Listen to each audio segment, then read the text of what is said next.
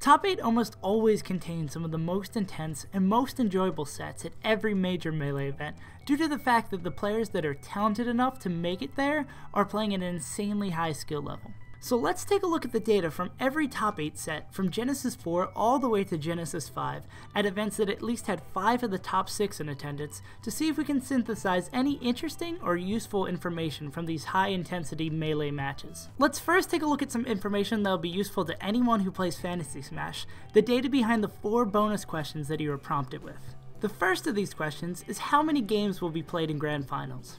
This actually is probably the hardest to predict out of any of the 4 questions, as the data from the last 11 events is all over the place, with quick 3-0s like Genesis 4 and 10 game sets like at GTX.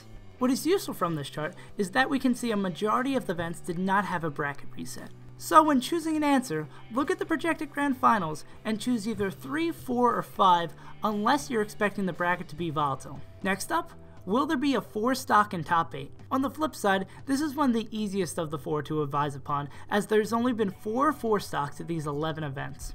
Interestingly enough, only Hungrybox's Game 4 stock of Plup at the Big House 7 did not take place during Game 2 of the set. So generally, I say to predict that there will not be a 4 stock in top 8, especially with how much the skill gap amongst the top 6 has decreased in the last couple of months. I'd also be much more inclined to choose no at events that Mewtwo is not in attendance at, as he makes up half of these 4 stocks. Character diversity in top 8 is up next, and it's no surprise that Fox dominates every other character in number of games picked in, but what's the trend for total number of different characters chosen in top 8? Your best bet is to go with either 6 or 7, as that's the general trend for events, but if one of the top 6 is missing from the event, like they were at GTX, Super Smash Con, DreamHack Austin, Shine, and Smash and Splash 3, you're more likely to see a higher than average character diversity in top 8.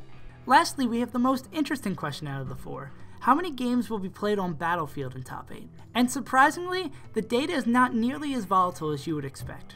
I attribute this relative stability to the fact that we see a lot of the same character matchups in top 8 at these bigger events, and most players follow a similar flowchart for stage selection. Bracket resets also do not appear to have any strong correlation to the amount of Battlefield games, as there's no real trend across these 4 events. So go with either 8, 9, or 10 for your prediction of number of Battlefield games to give yourself the best probability of being right according to the historical data. Now with that out of the way, I want to focus on domination and the various forms it can manifest itself in for the second half of the video. The first way I want to approach this idea is by taking a look at the top 6 win rates on each stage to see who is the best among them. Before we start connecting names to stages, if you want to take a shot at guessing down in the comments, there's only one player from the top 6 who is not the best on any stage, and many of the results aren't what common knowledge would tell you. So with those hints, let's start in no particular order with Yoshi's Story, the second least played stage for the top 6, where Armada holds the best win rate. Next up is Dreamland, where no one should be surprised that Hungrybox has the best win rate, with there being a 12% gap between him and Plup, who is the next highest. Following that, we have Armada's insane record on Stadium, which is arguably the most dominant on this list. On Final Destination, we actually have Leffen, who beat out Mewtwo on his favorite stage by a little over 3%. But on Battlefield, Mewtwo claims a stage of his own, with his 83% win rate on Marth and 72% win rate on Shikir. And lastly, we have the least played stage of the top 6, Fountain of Dreams, where Mango has not lost a single game during top 8 events, with 5 or more of the top 6 in attendance. Without any drastic change amongst the top 6, I don't see the owners of the first 3 stages changing, but I think the last 3, especially FD and Battlefield, are up for grabs in the coming months. Another way domination of another player can manifest itself in Melee is in the form of a 3-0 sweep in top 8. The members of the top 6 are interestingly enough split up into tied pairs corresponding to their relative rank to one another.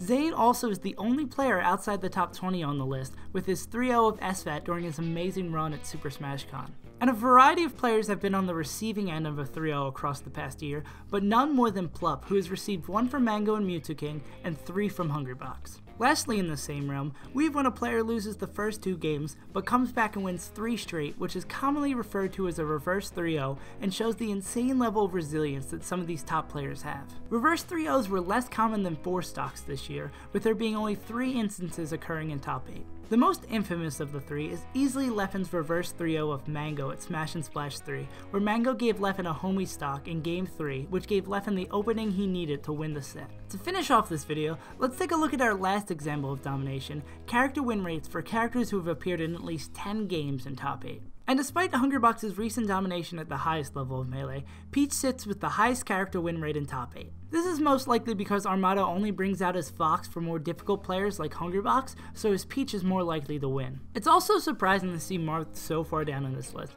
which is partially to do with relatively low level Marths like the Moon or Zane, making it in the top 8 and hurting Mewtwo King's record with Marth. But when you look at just Mewtwo King's win rate with Marth, it's still only 47%. And yeah, that's about it for this video, but before I go into my long speech I usually do at the end of this video, I want to try something different and maybe have a part 2 of this. I'm going to show the data on screen right now so you have a better idea, but what I want to see if there's any more questions that I didn't address in this video that I possibly could with this data in a future video, maybe in a couple of days, sort of like a part 2 to see if there's anything else that you guys would be interested in me synthesizing from this data. So if you have any questions that you think I could answer with what I've collected, put them down in the comments below and maybe we'll be doing a second part of whatever I end up titling this video. And yeah, that's about it for my pre-wrap-up wrap-up.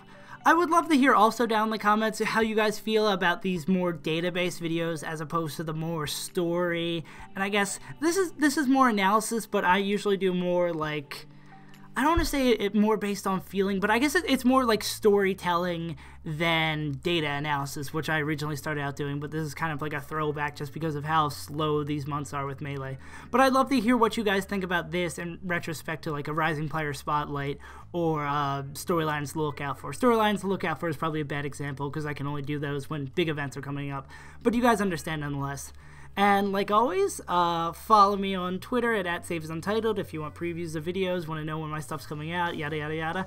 And also something I realized I never mentioned, if you're here and you watch the videos and you enjoy, subscribe to me. Make a YouTube account. If you don't already have a YouTube account in this day and age, that's wild. But if you enjoy these videos and you come here all the time from like Reddit or somewhere else, just hit me with that subscribe. It'll be easier to find the videos, even though sub boxes don't work sometimes. But just hit me with the subscribe button. There's nothing bad that could happen. You could just unsubscribe when I spam you with too many bad videos. But I think that's about it. I've been SaveAsUntitled. I hope you guys enjoyed this video, and I will see you guys next time.